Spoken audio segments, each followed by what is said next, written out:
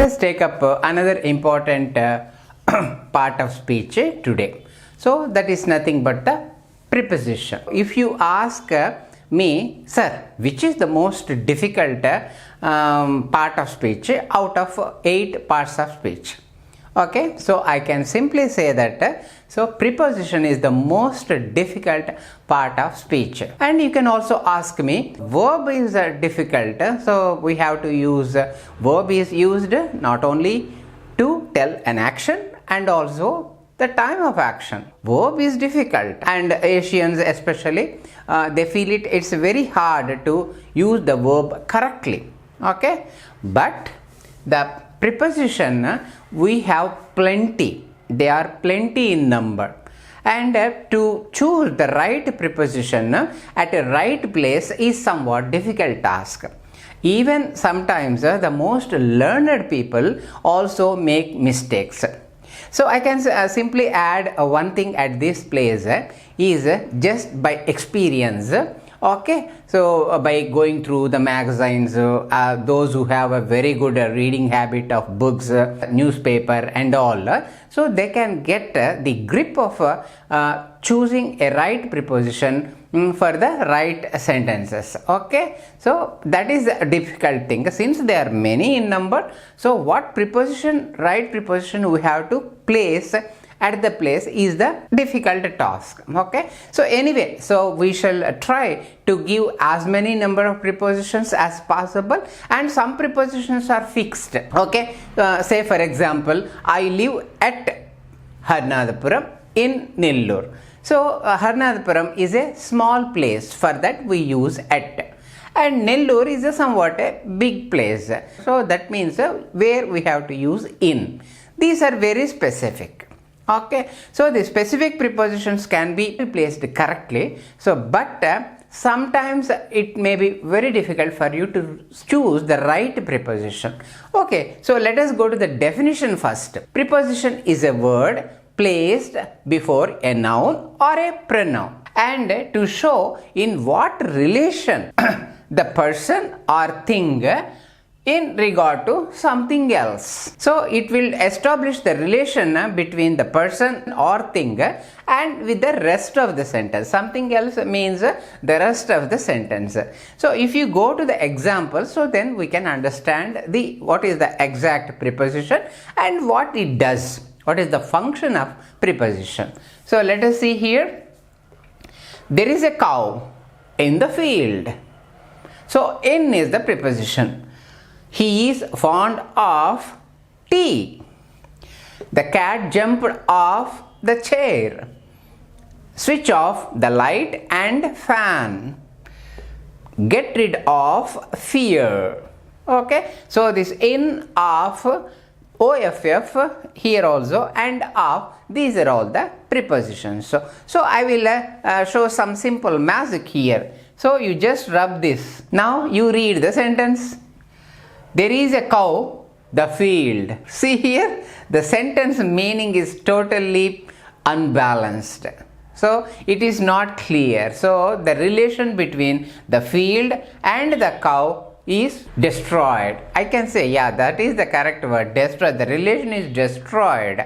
So just by missing one word in the blank, so the total meaning has gone. So you have to fill it again. There is a cow in the field. Similarly, he is fond tea. No meaning at all. He is fond of tea. Then there is a meaning. The cat jumped the chair. What is the cat jumped the chair? The cat jumped off the chair. Kindly remember, kindly see the correct spelling. O-double-F, not a single F. Okay. Next, switch off the fan and the light because I am sleepy. I want to sleep. Next, get rid of. So there is only one F, not a double F. Get rid of fear. So the fear is very dangerous. We should get rid of fear. So these are the things. Okay, so let us go to the next slide wherein how we can use the preposition. So here it is placed before the noun. Okay, and all the prepositions, they came in the middle of the sentence. So let us examine some more examples. So wherein the preposition will also take place at the end of the sentence.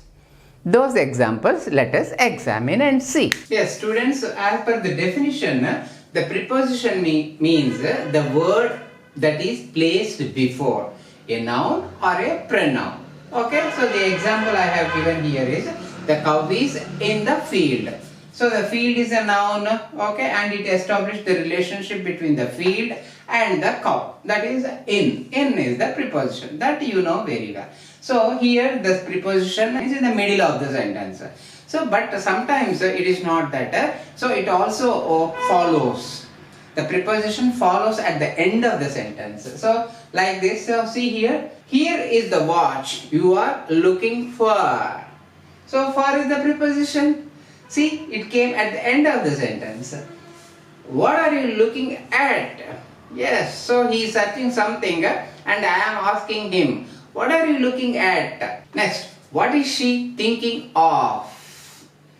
So that is not a double F, single F only. So in all these three sentences, so the preposition came at the end of the sentence. So it need not be in the middle of the sentence. Sometimes it can also come at the end of the sentence. Examples. So here is the watch you are looking for. What is she thinking of? And what are you looking at? So let us go to the next slide and see what are the different types of prepositions we have. And there are several types of prepositions. We have to know all the types of prepositions so that you can use them very well, okay, correctly and at a right place. So that is more important, okay. Yes, students, so let us throw light on the types or kinds of prepositions. So the first kind of a preposition is a simple preposition. So there is no complexity. They are very simple. Look at the board and what are the simple prepositions? At, by, for, from, in, on, off, single F and off, double F, out, through, till, to. To is a very important preposition. This is also called infinitive. Okay. Up, with. So these are the simple prepositions. So here are some sentences on the board and I have used them in sentences. So for everything, if there is a sentence, so it gives more clarity to you. Okay, so let us go to the sentences and how they are used in all these sentences, okay, and how they establish the relation between the noun or a pronoun and the rest of the sentence. That is the definition of a preposition. Okay, let us see here. He is looking at me. So at is the preposition. I live at Harnadapuram in Nellore. So Harnadapuram is a smaller place. So it takes at as the preposition and Nellore is a larger place. It takes in as the preposition. He lives at Worli in Mumbai. So Worli is a place in Mumbai. So that's why I have chosen at for Worli and for Mumbai in as the preposition. I came by car. So if you are traveling any transporting vehicle like a taxi, car, etc. So you have to say I came by car. I came by a taxi, like that. Okay, next one. She came by flight. Yeah. She is a rich woman. That's why she came by flight. Next, you came on foot. So kindly make a note of this. So for all the transporting vehicles, we can I came by bus, I came by car, I came by flight. These are all correct sentences. But just for foot, if you come by walk, so then we have to say that. So I came by walk. That is not correct usage. So the correct usage is you came on foot. That is correct. Yeah. Next, I am from India. I am from US. I am from Czechoslovakia. I am from Australia. So that is where are you from? I am from India. Okay. Next, the cup is on the table.